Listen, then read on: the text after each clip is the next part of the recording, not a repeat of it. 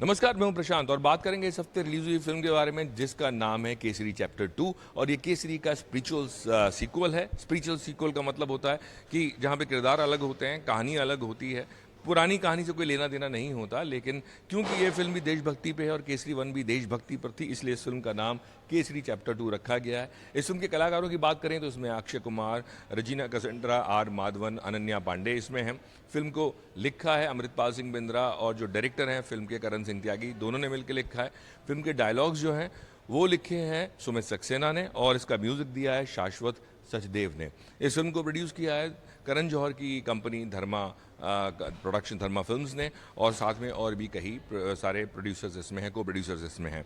बात करें फिल्म की कहानी की तो फिल्म की कहानी जो जलियांवाला बाग हत्याकांड हुआ था उसके इर्द गिर्द घूमती है, जिस पर एक किताब आई थी The Case That Shook the Empire, उस पर यह फिल्म आधारित है।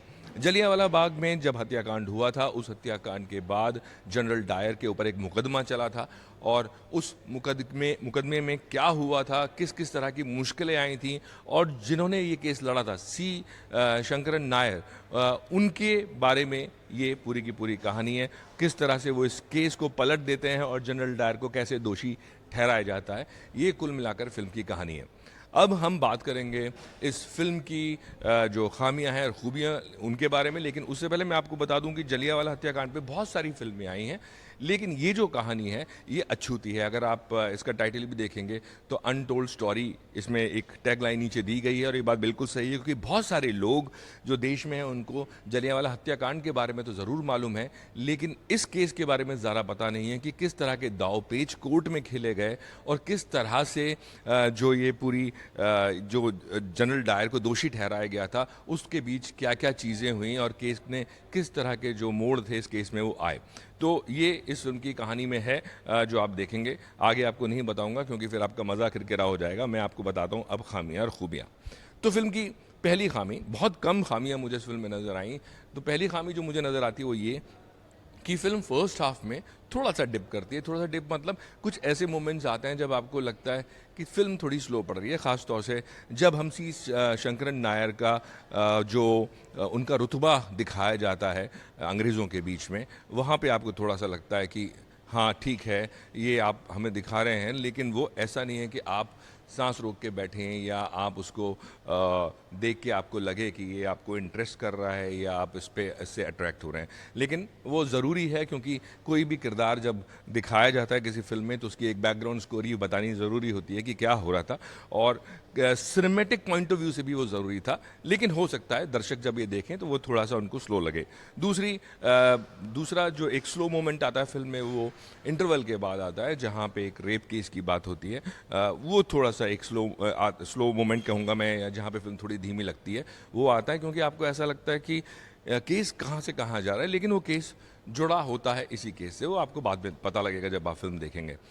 ये दो चीज़ें। तीसरी चीज़ मैं बोलूँगा इस फिल्म में जो मुझे थोड़ा सा लगा कि बैकग्राउंड स्कोर थोड़ा और बेहतर हो सकता था। बैकग्राउंड स्कोर आपको जब आप सुनते हैं तो आपको ऐसा नहीं लगता कि कुछ एक एक्स्ट्रा बल जो है वो फिल्म को दे रहा है। ओवर पावर होना बुरी बात है। कोई भी बैकग्राउंड स्कोर जब किसी फिल्म के ऊपर, किसी सीन के ऊपर ओवर पावर कर लेता है, उसको ज़्यादा बलशाली हो जाता है, तो वो थोड़ा ख़राब बात है। लेकिन ऐसा नहीं होता। लेकिन आपको लगता है कि एक फ्रेशनेस, शायद आप कमी फ्रेशनेस की महसूस करते हैं बैकग्राउंड स्कोर में। तो ये छोटी छोटी मुझे 3 खामियां लगी। अब हम बात करेंगे फिल्म की खूबियों की। तो फिल्म की खूबियां बहुत सारी हैं। पहली खूबी ये है कि इस फिल्म की कहानी को कहना ज़रूरी था, क्योंकि जलियांवाला हत्याकांड के बारे में लोग जानते हैं, लेकिन ये जो पूरी की पूरी अदालत की कार्रवाई थी इसके बारे में लोगों को नहीं मालूम है, और ख़ास तौर से जिस तरह की बारीकियां इस केस में थीं वो लोगों को नहीं मालूम है। तो जिन लोगों ने ये किताब लिखी है, पुष्पा पलट और रघु पलट ने, जो किताब जिसका मैंने नाम लिया था Case That Shook the Empire, वो एक अच्छी कहानी है, और उस कहानी पर जब फिल्म बनती है तो वो और अच्छी तरीके से, बेहतर तरीके से सामने निकल के आती है। तो सबसे पहली बात मैं कहूँगा कि कहानी में नॉवेल्टी है। लोगों ने ये कहानी नहीं सुनी है, नहीं देखी है, और कुछ लोगों को पता हो सकती है लेकिन बारीकियाँ नहीं पता होंगी। तो सबसे पहले जो विषय है, जो कहानी है, वो कमाल की है। दूसरी खूबी मैं इस फिल्म के बारे में बोलूँगा वो ये कि फिल्म का स्क्रीन प्ले बहुत ही क्रिस्प है। इंटरवल कब हो जाता है, एक्सेप्ट वो जो 2 पॉइंट मैंने आपको बताया कि जहाँ पर फिल्म थोड़ी सी स्लो हो जाती है, उनके अलावा फिल्म कहाँ पे कब फर्स्ट हाफ खत्म होता है आपको लगता है बहुत जल्दी खत्म हो गया, तो स्क्रीन प्ले कमाल का है, डायलॉग्स बहुत अच्छे हैं फिल्म के, ख़ास तौर से जब आप एंड में आते हैं और जो अक्षय कुमार जब डायलॉग्स बोलते हैं एंड में, तो आपके रोंगटे खड़े कई जगह इस फिल्म में होंगे। जनरली मैंने देखा है कि जब रिव्यू शो होते हैं फिल्म प्रेस शो होते हैं फिल्म के लिए, तो उनमें तालियां बजती नज़र नहीं आती हैं, लेकिन इसमें तालियां बज रही थी। तो मैं ये बोलूँगा कि फिल्म के डायलॉग्स अच्छे हैं जो आपको झकझोरेंगे। उसके अलावा चौथी चीज़ मैं बोलूँगा एक्टिंग की। आर माधवन, सबसे अच्छा काम मुझे आर माधवन का लगा, चाहे वो उनकी एंट्री हो या फिर बाकी सीन्स। अक्षय कुमार के लिए मैं कहूँगा अक्षय कुमार की वापसी है ये फिल्म।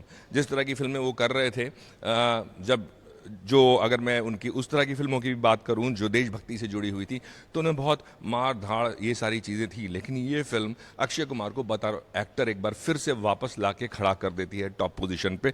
तो अक्षय कुमार और आर माधवन का कमाल का काम। और जो एक चीज़ चौंकाती है इस फिल्म में वो है अनन्या पांडे। अनन्या पांडे का काम, जो भी लोग मेरे आसपास फिल्म देख रहे थे उनका कहना था कि अनन्या को देखकर उनको थोड़ी हैरानी हुई, क्योंकि अनन्या का काम तो अच्छा है ही है और अनन्या का किरदार भी जो आज तक उन्होंने किरदार किए हैं उनसे डिफरेंट है। चाहे उनका वो अटायर यानी कि जो कॉस्ट्यूम्स उन्होंने पहने हैं, चाहे वो उनकी एक्टिंग हो, तो अनन्या पांडे का भी काम अच्छा है। उसके अलावा मैं बोलूँगा इस फिल्म में जो जिस तरह से एक ग्राफ बनाया गया है एंड तक आते आते, वो ग्राफ आपको जब आप फिल्म ख़त्म होती है तो आप खड़े होकर ताली बजाने के लिए मजबूर हो जाते हैं। तो मैं ये बोलूँगा कि जो फिल्म है, फिल्म का एक ग्राफ कमाल का है जो एक आपको एक उरूज पर यानी कि टॉप पर धीरे धीरे धीरे लेके जाता है, और एंड में जब आपको लगता है कि अब कुछ नहीं बचा, वहाँ आपको हैरान कर देने वाली बात होती है, यानी कि कहूँगा क्लाइमेक्स जो है वो कमाल का है। उसके अलावा अगर स्क्रीन पे अच्छा हो, डायलॉग्स अच्छे हों, कहानी अच्छी हो और अगर डायरेक्टर अच्छा ना हो तो फिल्म जो है बैठ सकती है। लेकिन यहाँ पर डायरेक्टर करण सिंह त्यागी की तारीफ करनी पड़ेगी। उन्होंने अक्षय कुमार जैसे बड़े एक्टर को संभाला, माधवन और इतनी बड़ी कास्ट के होने के बावजूद उन्होंने फिल्म को जिस तरह से संभाला है, उसका डायरेक्शन, एक एक जो सीन्स हैं जिस तरह से उन पर काम किया है, और जिस तरह से फिल्म को बहुत ज़्यादा डिप होने से या लो होने से या मैं कहूँ ड्रैग करने से या धीमी गति हम उसको बोलते हैं, धीमी गति होने से बचाया है। तो ये एक कसी हुई फिल्म है और कसी हुई फिल्म के साथ फिल्म में संदेश और आंख खोलने वाली कहानी भी है। तो मेरे हिसाब से मैं कहूँगा कि आप जाके ये फिल्म बिल्कुल देख सकते हैं और इस फिल्म के लिए मेरी रेटिंग है 4 स्टार।